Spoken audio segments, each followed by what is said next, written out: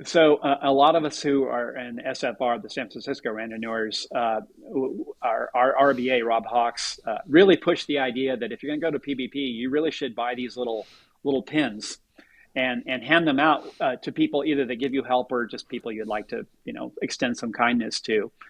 And if there's a regret, I would have brought probably twice as many as I did. I know. Yeah. It is so much fun to see a mom and two little girls. Mom had stopped her car because she realized she was going by PBP, and she stopped, and they get out of the car, and they're standing there waving Mm, their flags at you as you go by. I was so glad I could stop and hand each of these little girls a little pin, and the mom was very grateful. Now, that was probably my best example, but there were plenty of these little things like that. yeah. The people are incredible, and that's really what makes PvP so distinctive from any other 1200K that I'm aware of, and I've attempted four and completed three other ones besides. This week we have Drew Carlson, who lives in Sacramento, California. Drew rides with the San Francisco Randonneurs and has one PBP to his name. He started riding again as an adult in 2011, aged 50, and then quickly graduated to long distance with double centuries, then long distance touring with PACTour, and ultimately PBP in 2023. Drew, thank you so much for joining us. It's a pleasure. These are fun. Great, thank you. Okay, I'm going to go with my usual question. Question number one. What does PBP mean to you? Well, that's actually an unusual question to me. I had to think about that a little bit. I'd say, I mean, it's obviously a huge historic cycling event that was originally a race a long time ago. If you know a little bit about the history, that wasn't how I came about it. I learned more about it on because of randonneuring and what it does. But I guess I failed to realize just how important PBP was to some people in certain places. Obviously, it's important in France. That becomes abundantly clear when you're there, Yep, when you're there yep. to do the event itself. But it's kind of the granddaddy. It's like I don't know. I hate to use the term Mecca because I'm not a Muslim and I don't really understand it well, Yeah.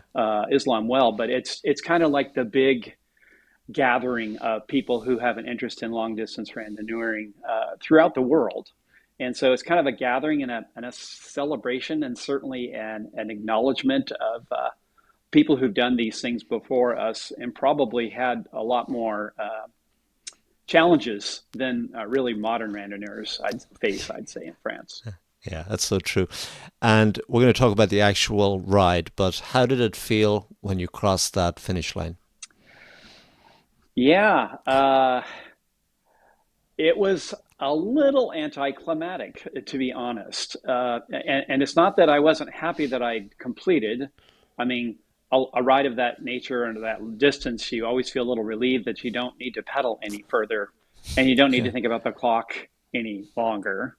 I guess the best part for me was I just felt extremely elated because I deliberately, and we'll talk about this later, I deliberately waited and took an extra night to come in because I really wanted to finish in the daytime. So I could see what I was doing. Other people would more likely be there than if I'd shown up at 2 in the morning.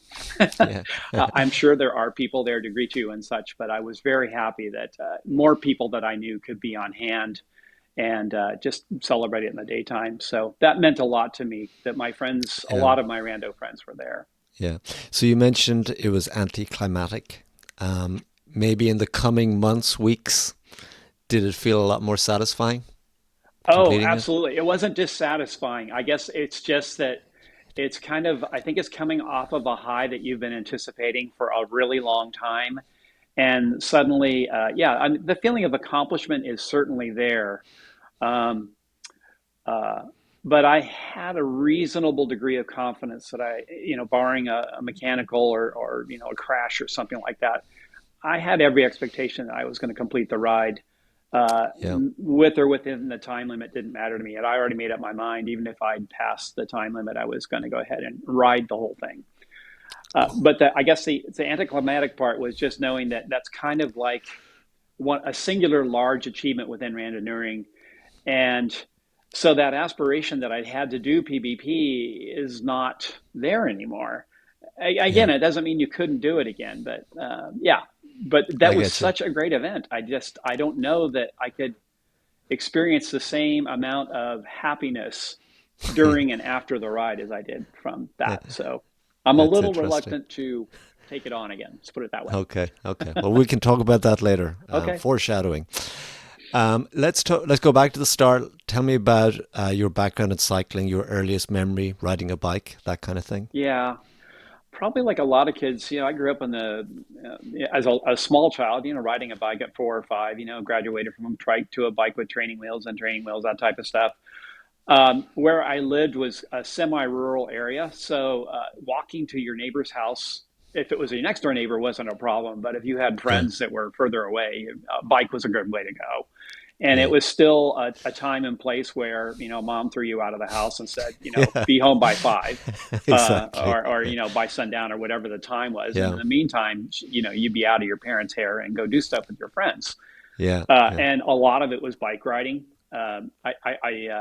We used to, construct dirt tracks and things like that and ride around like a lot of kids did. But I also kind of figured out quickly by the time I got to be about 12 or so that it was a good way for me to go a little further, places my parents were reluctant to drive me to, whether it's a friend that's a little further away, that type of thing. So I started to kind of figure out the transportation aspects of it. And so it did have a utilitarian function for me, of course, but it was always fun, right? It was a fun yeah. activity to do always. Yeah, but skipping ahead a little bit, I think by the time I got a car, and I lived in New Mexico at that particular point, and Okay. at that time you could get your driver's license at 15 instead of 16, which is more common. Right. So I Yeah, got a car very early, and like a lot of adolescent boys, not all of them, yeah, I quickly moved on to car culture yeah. and became pretty involved in that. Actually, that became my life. I worked as an auto mechanic for about 20 years, and then Wow. started teaching it. Okay. So I just retired a couple of years ago as an automotive instructor. So that explains, at least in my mind, kind of, even though I enjoyed cycling a lot, I was much more car focused, Yeah. for better or worse. And it's been a Drew. mixed bag, to Yeah. be certain. But yeah, that so I did own bikes afterwards. I do remember as a teenager, I think I had a Sears Free Spirit bicycle, which was Yeah. a pretty Okay. common, inexpensive bike that wasn't a great bike, but okay. And then as a young person in my early 20s, I still loved cycling. Vividly remember the movie Breaking Away, Yes, I know which for a lot of is, Americans that's a big deal, that movie. Yeah. well, it turns out the character Dave Stoller in the Yeah. film was exactly my age.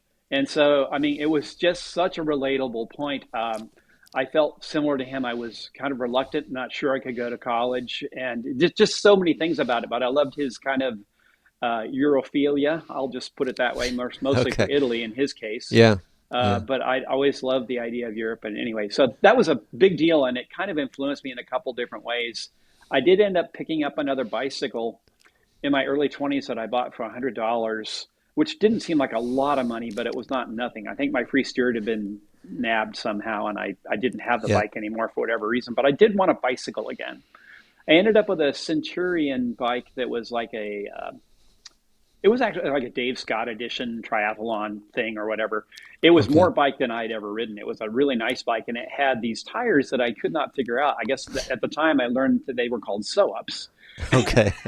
First thing I did is after I got my first flat, I took the bike to the bike shop and had them put Yeah. clencher tires on there because Yes. I had to be Yeah. more practical, and I wasn't racing, and I had no interest or Yeah. really no community of people that I knew that rode. So cycling has stayed kind of in my background for quite a while. I ran cross country in high school, and as an Yeah. adult, I ran from about age 15 to about age 45 or so. It was kind of a Yeah. fitness thing for me, but it was just Dr- my yeah. stress reliever. Yeah, Can I ask you a question, Drew? Being a car mechanic, right? So yeah, obviously you have that type of brain. I approach every problem, mechanical problem, as how I'm going to fuck this thing up. Okay, so whereas I assume you approach it with, okay, this can be fixed, right? Did you, yeah. what were bikes, working on bikes as interesting to you, or just seemed a lot more smaller? You know what I mean? Less things that can go wrong. Yeah, yeah. I probably, when I worked as a mechanic, I probably would have felt that way. Oh, bikes are easy. Uh, I, you mentioned in the intro, I came back to cycling later in my life, Yeah. and at that point, learning maintenance to doing it properly and things like that became something I got a real interest in, and uh, it's different. And I tell this to other people too. Just because you're mechanically inclined doesn't mean that bicycles are going to come naturally to you. Yeah. I've kind of picked up a little bit of an interest in some vintage bikes, not too many, but Okay.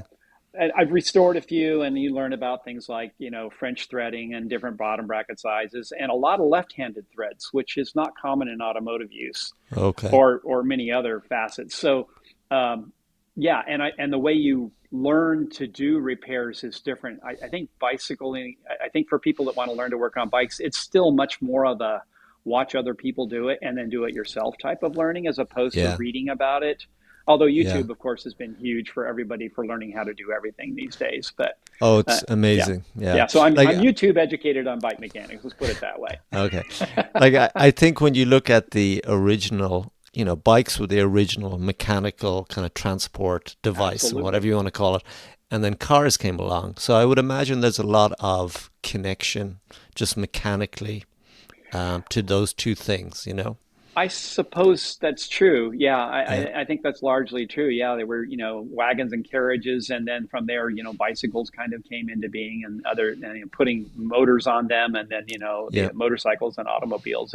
It's really interesting. I have a friend, and a lot of us who cycle know about it. There's a beautiful map of California that shows all these bicycling roads that existed back in the 1890s and early Oh, wow. 1900s. Wow. Yeah. It's just phenomenal what existed, because roads were actually built first for bicycles. Paved roads in the United Yes. States were built for Yeah. bicycles originally, and a lot of people are Yeah. surprised to learn that. I was shocked. Yeah. And then big automobile came along and crushed bicycles, basically. Yeah, Yeah. yeah. Well, Yeah. it's a complicated story, and Okay. yeah, Yeah. they got a lot of the auto industry got a lot of help from the government to make that a case. And it's hard to deny the ease with which we use them, and we certainly have built this country to do that. Europe is different, Completely. and that's one of the things. When you go to Europe, you start to see that there's other ways to do things. So true. So true. Okay. So then maybe fast forward a little bit. So at 50, Yeah. you start. What prompted you to sort of get into longer distance riding? Putting about 30 pounds on my belly when I Okay. stopped running. Okay. My doctor, I was there Yeah. for a physical. I was racing Yeah. cars at the time. And Yes. you have to have a competition license. And when you turn 50, you have to get a physical every year to keep your license current. Okay. And my doctor mentioned to me, did you know you put on 30 pounds in the last 2 years? And Yeah. I knew I put on some weight because I had to buy a bigger pair of blue jeans, but I didn't really like do the math. And I was like, crap. Yeah. So I Yeah. got out an old bike that I purchased from somebody at where I worked, uh, and decided to ride it from Davis to Winters. I lived in Davis at the time, and I Okay. rode it out to Winters, which is about a 15-mile flat ride. And it was pretty fun. And the reason I went there is because I saw, living in Davis for a number of years, I'd seen a lot of people riding bicycles back and forth to Winters. So that's what you Yeah. did. Well, you do that about 20 or 30 times, you start to get a little bit bored. I Yeah. joined the Davis Bike Club reluctantly, because I didn't really have a good feel for the club at that time. But I quickly found some people that were riding in the hills, and they quickly became friends of mine, and they still are very good That's friends. nice. Among them, that some of you may know, people like Deborah Banks, Okay. Yeah. who's quite prominent in randonneuring.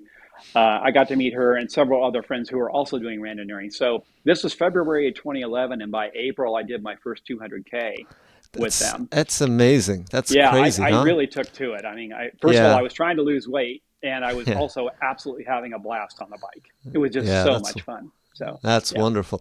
Like it is interesting you came from running, okay? So yeah, you obviously have that aerobic ability or whatever. yeah. And was there a big difference getting on a bike again? Yes, there was. The aerobic part is definitely familiar. It's not an unfamiliar thing. It doesn't, Yeah. compared to running, cycling doesn't beat up your joints. A lot of the obvious things that most people who've done a little bit of both would fully Yeah. understand. And a lot of runners especially long distance runners, seem to gravitate towards long distance cycling. So that's not really new. I think what was important to me and this may or not matter to too many people, but it made a huge difference to me. When I was a runner, I wanted to race. And when I raced cars, I wanted to race. When I took Yeah, up a bicycle, I promised myself I was not going to race. that's For a couple of interesting. reasons. Number one, I'm 50 years old and don't, you're not fooling anybody here, right? Yeah, But the other thing was, I found that when you weren't successful at the thing that you set out to do, which is, winning or placing in a certain level or whatever, it frustrated me, and I didn't want this new completely. hobby that I fell in love with to be Yeah, ruined by that. And that's one of the reasons I quickly moved from double centuries to randonneuring. And that's not yeah, to take anything away from people who enjoy double centuries. There's a lot of overlap again yeah, between these groups. But the idea, randonneuring just had so many different types of people on different types of bicycles who are out there for a wide variety of reasons. And I loved that, the RBAs, the people after the brevets would post the names of the finishers. And sometimes yeah. they don't even post a time, which That's I cool. love Yeah. that, because the guy that finishes 1 minute before the time limit gets exactly the same amount of the credit as the person who's, at the Yeah. very front. And yeah, I don't mind that people have fun with that. And, I learned quickly with randonneuring, it's actually important to be fast. That's kind of the Yeah. ultimate irony of randonneuring is the fast riders still have a huge advantage because they get to the problem that I have had most difficulty with in randonneuring, which is a lack of sleep. Yeah. And Yeah. once you get into 400K and beyond, that becomes an issue, and you have to pay a lot of Definitely. attention to your Definitely. strategy or your techniques that are going to be Yeah. useful, which I know we're going to get to in a little bit. So, Drew, here's a question. When did you first hear of PBP, those three letters? And I've tried really hard to remember a distinct Yeah. time. It probably was because I was around people. My first 200K ride that I did was not a brevet, it was a permanent ride, but it was Yeah. with a large group of people and a couple, and these were all Davis friends. And Deborah Banks was part of the people in that group. And at that point, Deb had already done PPP a Mm. couple of times. So I was already in the company of people who had done PPP. And that's probably how I learned about it. I also had a couple other friends, Ken Johnson and a few others, Yes. uh, uh, that I learned about it from. And we were all on this ride. There was probably about 8 or 10 of us on this ride. It was That's really, really cool. fun. And I'd never had so much fun. I'd never ridden so far. I was exhausted, of course, like Yes. many of Yeah. us were, but it was just so much fun. I loved it. And then when did you decide to do PBP? Do you remember?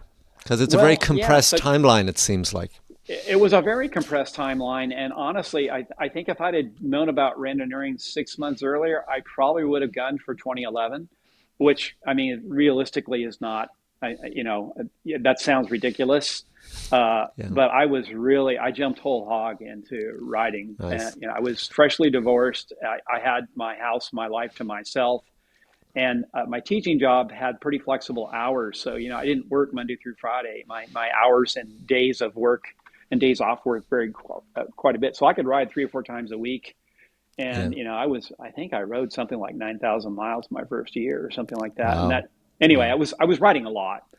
Uh, Yeah. yeah. So, yeah, I don't know. I'm sorry. I kind of lost the train of thought on your Oh no, question. that I Okay. was just wondering when did you decide to do PBP, if you Yeah, remember? well, yeah, so it was like, okay, this is cool, a long ride. Yeah, 1200K, that's amazing. I Yeah. think in 2012 I first attempted long rides. I did a couple. Okay. I only did 1 or 2 brevets my first year. I did some double centuries and a few other things and a lot of other riding.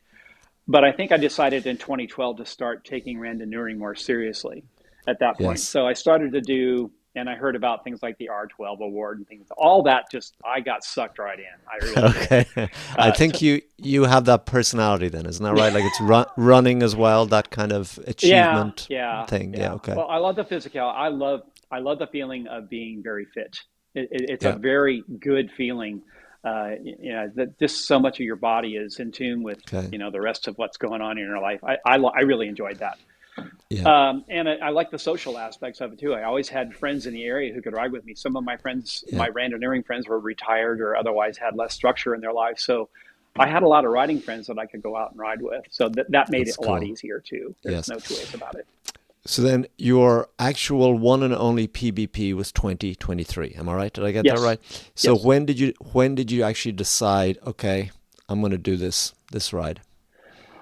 I would have tried in 2015, and I was very serious about doing it couple of things got in the way of my life that made that really difficult. One was I was buying a house, and a house sale was going to go through during August, and I thought that was Yeah. not a good idea. Yeah. The other thing that I didn't know at that point in August, but it became more manifest by September, was I was suffering from a physical condition called sarcoidosis. And to keep Okay. people from looking that up real quickly, it's when the lymph nodes in your lungs swell up, Oh, and wow. it really very much weakens you, and obviously it decreases your lung capacity considerably. So I'd had a couple of really rough 200 Ks that I actually had to have someone come and pick me up. I've Okay. never had an Yeah. issue with finishing a 200K, no mechanical. Yeah. I've never had any issue except for that. So that took about 6 months to clear. So it really wasn't until about 2013 or 2015, no, 2016 before I was kind of clear to ride again, Okay. any meaningful distance. So I had a Yeah. little bit of a lull there. So I thought, oh crap, well that's a bummer. And that's Yeah. two PBPs that I didn't get a chance to do that I would have liked to do. Yeah. Maybe 2019, we'll see. And I have to say, what was weird is by 2019, I just decided, PvP, PvP, PvP. You hear it about it all the time. It's like, screw it. I've done, at this point, by 2019, I've done a lot of randonneuring. Okay.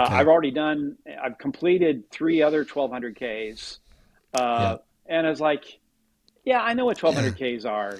And Yeah. yeah, it would be cool to do one in France, but I don't really need to go. So by 2019, I'd really lost interest. That's funny. Yeah. I kind of I followed along with Eric Norris's PvP videos because I thought they were Okay. fabulous, and I thought Definitely. his Yeah. advice. I still think his advice is pretty spot on for Amazing. most Yeah. riders. It's just probably a real gift to people who are PvP curious to use that as a very good guide, at least for people that are started in it. Definitely. Anyway, so 2019 goes by. It turns out it wasn't a great year for a lot of people. The other reason I didn't go in Yeah. 2019 too, I think, is a couple of people that I had been riding with a lot weren't going in 2019.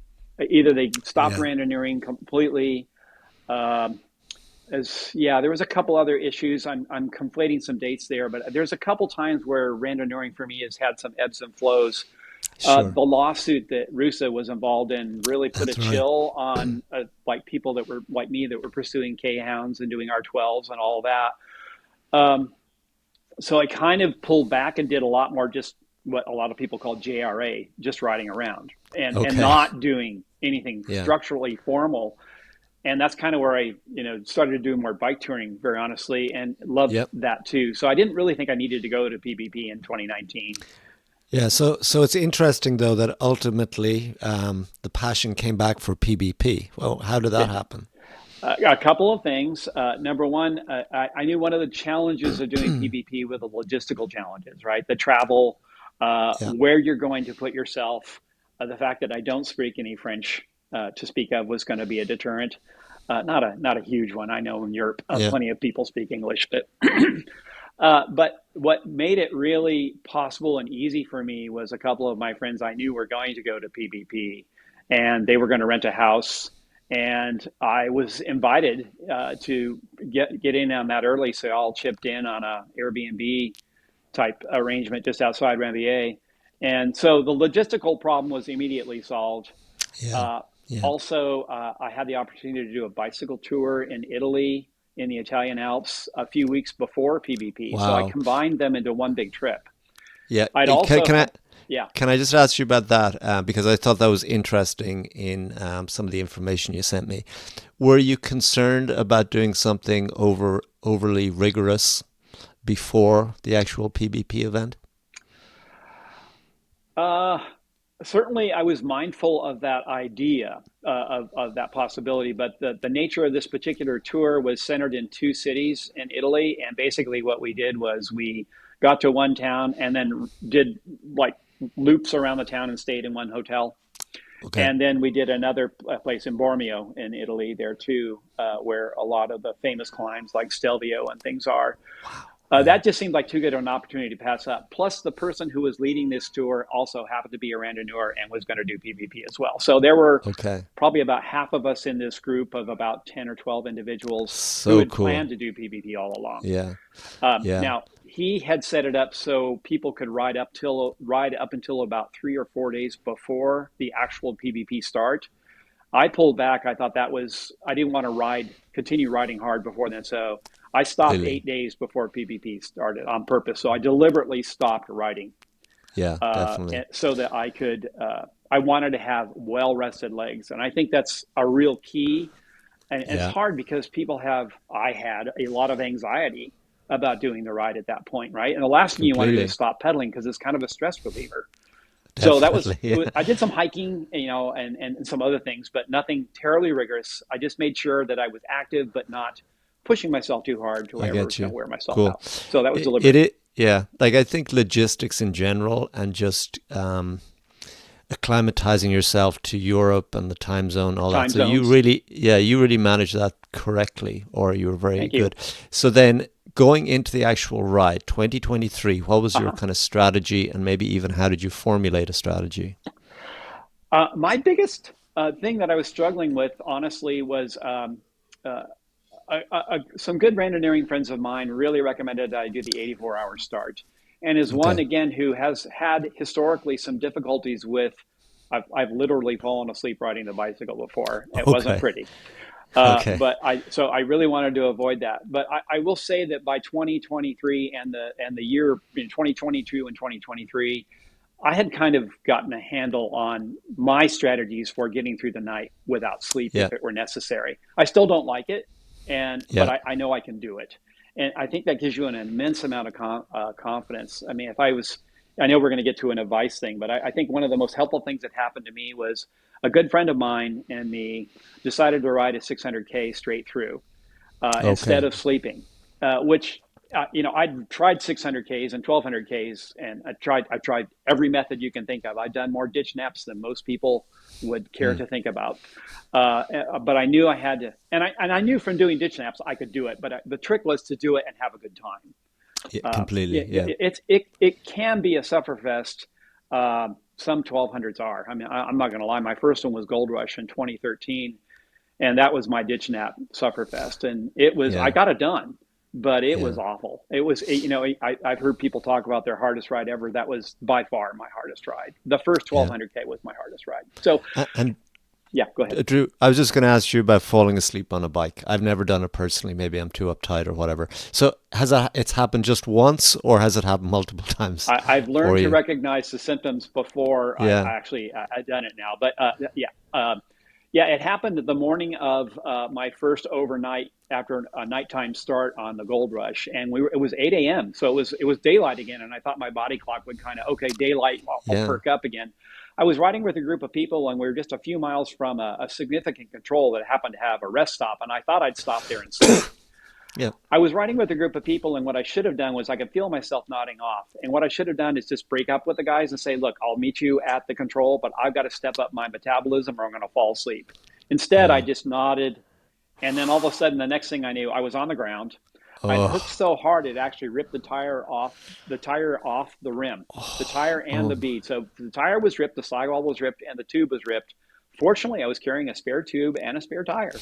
So Wow. I got there. But at that point, my adrenaline after falling and crashing and Oh not yeah. hurting myself significantly, I was sore, but I wasn't badly injured. Yeah. And we were in the middle where there were no cars. So I was Yeah. very fortunate Oh, in that's that great. aspect. And I also learned Yeah. that, okay, I know what this is going to like to fall asleep on the bike. And it turns out other episodes, I'd been closer to that than I'd realized. So Cool. I knew that was going to be an Um, issue.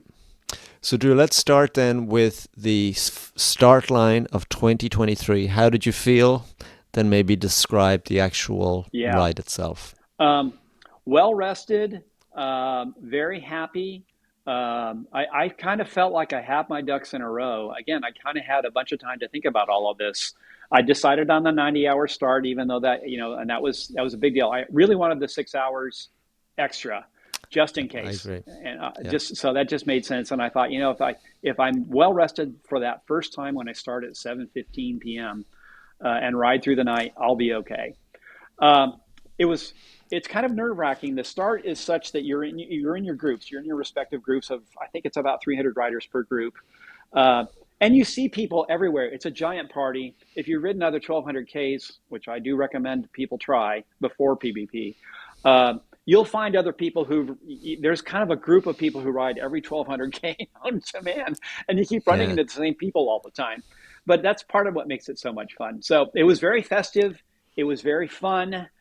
I got tired of waiting. That's the hardest Okay. part because you show up. I had a Yeah. 7:15 start. I think I showed up about 5:30, quarter to six, and it just takes a long time. The group advances for the next 15 minutes. There's announcing. The buildup is significant. The adrenaline is Yeah. definitely there. So by the time you finally get to pedal, it's a relief, and Yeah. everybody goes too Yeah. fast to start. Okay. That's true. Yeah, but it was a Yeah, that relief to is, start, and the weather was perfect for me. that's cool. Um, did it seem dangerous in the start, going too fast? No, no, Okay.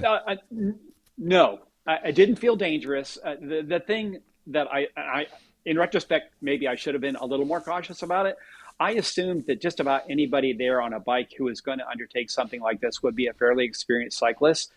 But during the ride, I realized that wasn't always true. I agree. And so your strategy was to ride as far as possible. I think to Carhay, was that your plan? I thought if I was doing it right, I'd like to get to Carhay, roughly 500 Yeah. kilometers in. Yeah, Nice. yeah. But I had a couple of uh, aces in the hole. I agreed to share a room with somebody just ahead of a couple. It was literally about 3 miles off course, just ahead of Ludiac, and it was a beautiful place. The person who was running it didn't know anything about PvP, and Yeah. when I got there at about 5 p.m., it just wasn't the right time for me to sleep. Yeah. But I did take a shower and change clothes because I brought a change of clothes with me. And I lay down on a bed for about 45 minutes and realized I really should keep pedaling. I am not sleepy, and there's no Yeah. reason to waste this energy that I'm feeling right now. It's daylight. I should keep Yeah. going. So I stopped in Ludiac. Uh, and Ludiac is where I made some changes because we had the bag drop there. I dropped off my dirty clothes, picked up another pair of clean clothes, and this is where I picked up a sleeping bag and an air mattress. I know that sounds really Nice. unorthodox, but the idea was I was going to make a ditch nap as comfortable as possible Nice. because Yeah. if I was You going to know, sleep, yeah, yeah. Can I make one point? Because I tried to sleep in a hotel as well, or okay, sometimes sleep, and I could never sleep, right? I just wasn't tired, adrenaline. And what's great about your solution of a sleeping bag is you can just pull over and sleep basically when you're actually tired. yeah, yeah. And I know anybody that might be watching this is wondering. So I happen to bring this bag right here, and this bag contains my air mattress and an inflatable pillow. Okay, the Yeah. sleeping bag crumbles down to about the same size. This is less than Amazing. this is 1.1 1 pound 1 ounce. The sleeping bag is 1 pound and about 11 ounces. So I'm less than 3 pounds of weight, and it's twice this bulk. That's all it is. It's amazing. And I kind of learned about this from backpacking and bike packing for those who are interested in that. You can get some really ultralight equipment that's small. It's expensive, but so is a hotel room somewhere or two Yeah. hotel rooms if Yeah. hotel is going to be your strategy. I did end up sleeping on the sleeping bag in Carhay, and Okay. I was really glad that I did. It took a little while for me to find a comfortable spot. The grass was soaking wet, but it didn't really matter. The weather was lovely. It wasn't going to rain. And so I think about 2 o'clock in the morning, I was in Carhay and finished eating and stuff. And it was like, okay, I'm relaxed. I'm sleepy. So I Yes. rolled out everything, inflated everything, and went to sleep. And I slept for probably about 3 or 4 hours, which is what I wanted. I think I set an alarm. I think setting an alarm is one of the other little tactics that really help for Yes. a lot of things that you do in PvP because you really don't want it to get away from you. At Completely. least know what you've got. So I think I got up maybe a little before the alarm did, rolled everything up, and I decided to carry it with me and just see if I needed it again. Yeah. So yeah, I did that. I was really happy Yeah. about that.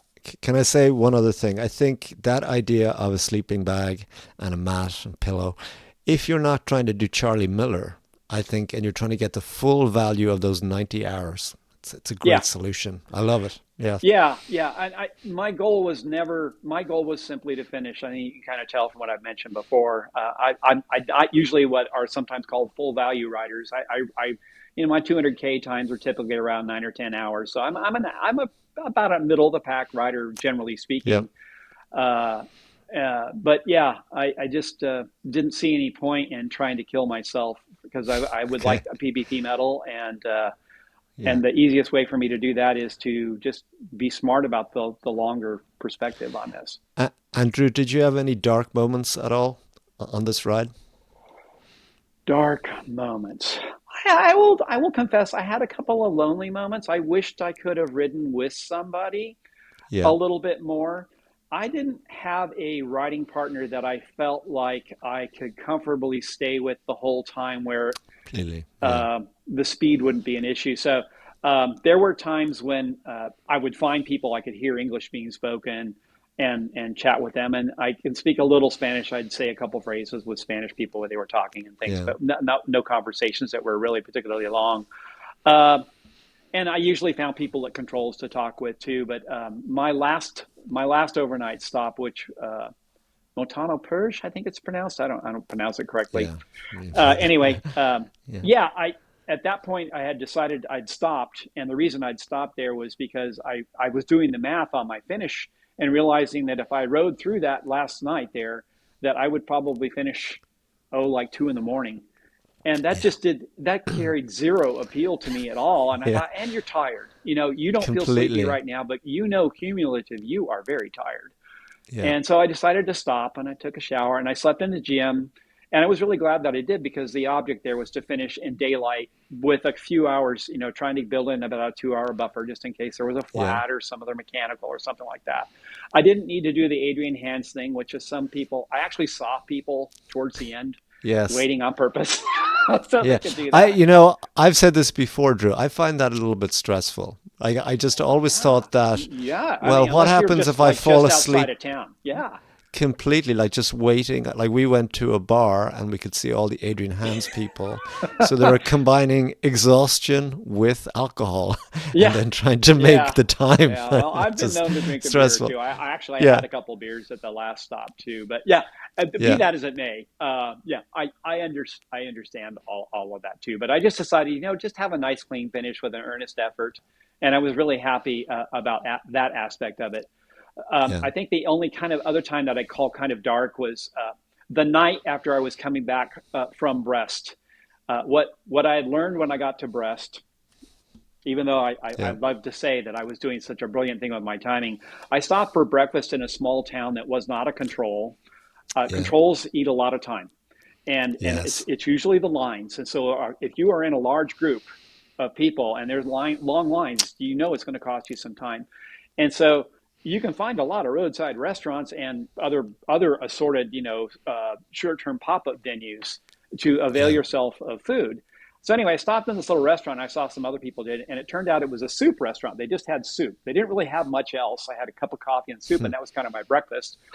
But what I really wanted was a crepe, right? Because Yeah. you're in France, I'd like to have some crepe. So after I spent a little bit of time and a little more than I wanted in that restaurant, I went next door and they had a better cup of coffee and crepes. So I had that. Yeah. Anyway, longer story, trying to make it shorter here. Brest. By the time I got to Brest, I was actually a little bit past the closing time for my ride, Okay. and I was like, "Oh crap!" And I texted some of my friends who I knew were around BA, and I was like, "Oh crap!" And one of them said, "Don't let them take your card. Get on your bike and stop fooling around."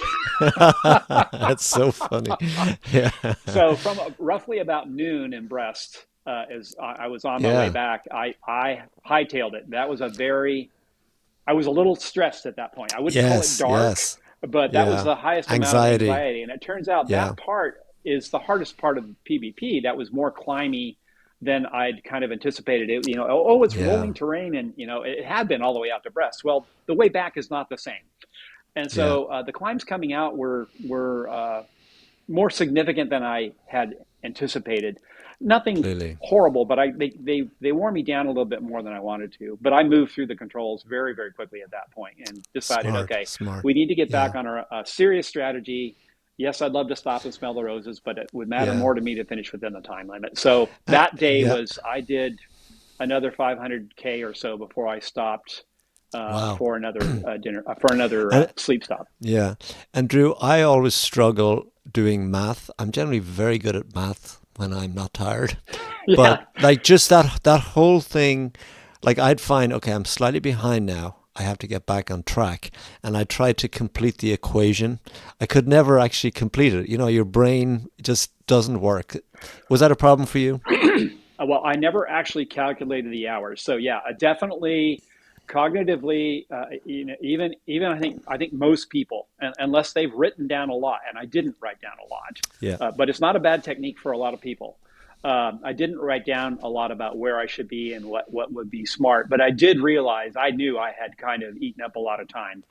Yeah. So I wasn't surprised about that. But no, I couldn't calculate that in my brain. But I knew, first of all, you get, and this is an oversimplification, it's 90 hours in total. It's 40 hours to Brest, but you get 50 hours back. And so, Yeah. and these are the things that I'm thinking of as I'm kind of riding along briskly and more seriously. And I ran Yeah. into a couple of my friends on the way back there too. And I would have, and had I not felt behind, I probably would have stayed with them and ridden with them more, because Yeah. they actually were riding my speed, and they only Yeah. finished about a half hour after I did. So it would have been fine. Uh, Yeah. but I felt like I needed to get on it. So I kind of Yeah.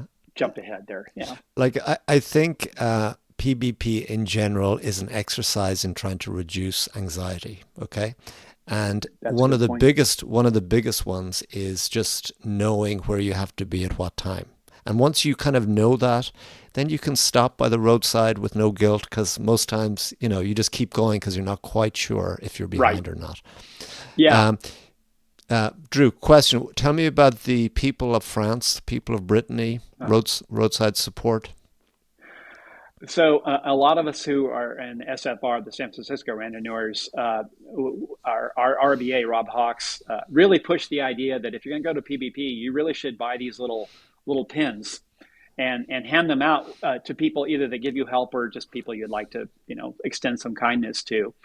And if there's a regret, I would have brought probably twice as many as I did. I know. Yeah. It is so much fun to see a mom and two little girls. Mom had stopped her car because she realized she was going by PBP, and she stopped, and they get out of the car, and they're standing there waving Mm, their flags at you as you go by. I was so glad I could stop and hand each of these little girls a little pin, and the mom was very grateful. Now, that was probably my best example, but there were plenty of these little things like that. yeah. The people are incredible, and that's really what makes PvP so distinctive from any other 1200K that I'm aware of, and I've attempted four and completed three other ones besides that one. Yeah. So, but the crowds on the sides of the road are just phenomenal, and Completely. yeah, You know, I'm like you. I gave out those pins. I think I brought 50, and high point of the ride, just meeting kids and just physically giving them something. And you yep, know that they're going to remember. You know, yeah, some foreigner from a different land yeah. gave me something, you know? Yeah, and the little So boys that cool. run up and want to slap your hand and all that stuff. Yeah, it was really really fun. And Yeah. that sounds like fun, but strategically, it is actually, I think, an adrenaline booster, certainly a dopamine booster, Oh, right? And definitely. so Yeah. it makes a huge difference in your ride. And I think that's part of the reason. Like, I just never felt like I was going to be in serious trouble at any point on the ride. There's so many people. Um, I'm a little embarrassed to say this, but I did not have adequate navigation on Okay. board. Yeah. I had too large of ride files, and so they wouldn't Yeah. work.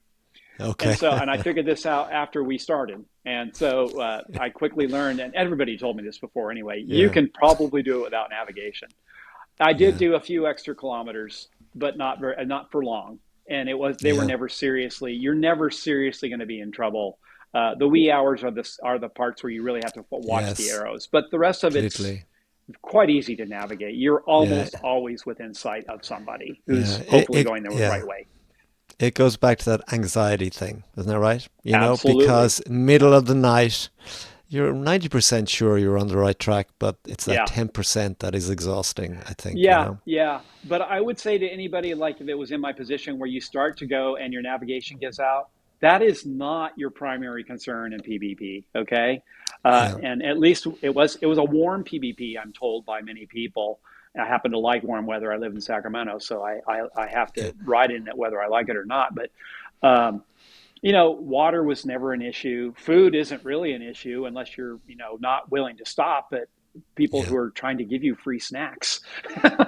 So And true. restaurants are So true. everywhere too. So except for, I'd say, between about maybe 1 a.m. and maybe 6 a.m., that's probably the part where you want to make sure you have everything.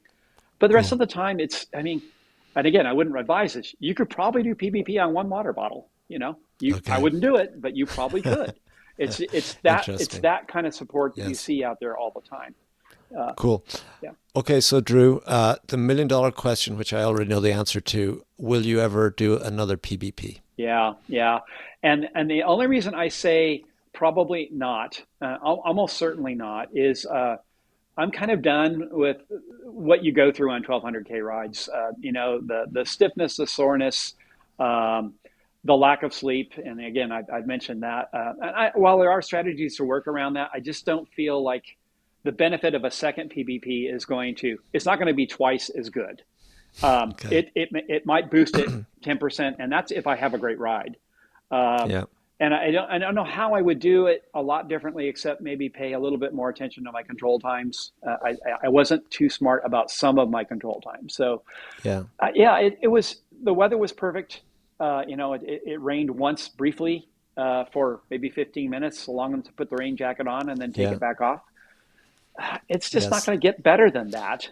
That said, I Yes. would love to go back to PvP and help, either That's whether cool. that's helping Rusa, whether that's helping individual riders, Yeah. helping someone do bag drop. I'd Cool. love to be involved. And Yeah, how old were you again in I was 2023? 62 when I Okay. completed PvP. Yeah, 62. Yeah. Like it's unusual. It's not that unusual, but many people do that first one and they can't get off the train, so they want to do the next one. But maybe you're just a bit more mature mentally and you realize that was an amazing experience and I don't need to do it again. Yeah, that's said simply, but I mean that carries a lot of emotion inside of Yeah. me in terms of how I feel about it too. And I adore bike riding, and I like riding long distances, but I really love the idea of riding a long, hard day and sleeping at nighttime, and getting up Yeah. and doing it some more. And sometimes that's randonneuring, but it's also like loaded bike touring, bike packing, those Completely. things. No Yeah. clock at all. I love that, and I'm retired now too, and so that makes a huge difference too. Getting off the clock in your life is just huge. It's a Yeah. game changer for me. So wise. Cool. Well, Drew, now we're going to end it with those three tips that guarantee a finish. Okay. All right. Okay. Okay. So tip one, two, three. Yeah, I'm going to scroll down here just real quick because I had written Take your time. Yeah. just a little bit out. So, um, yeah, my first tip would be let experience train you up more than the physical part of riding PPP.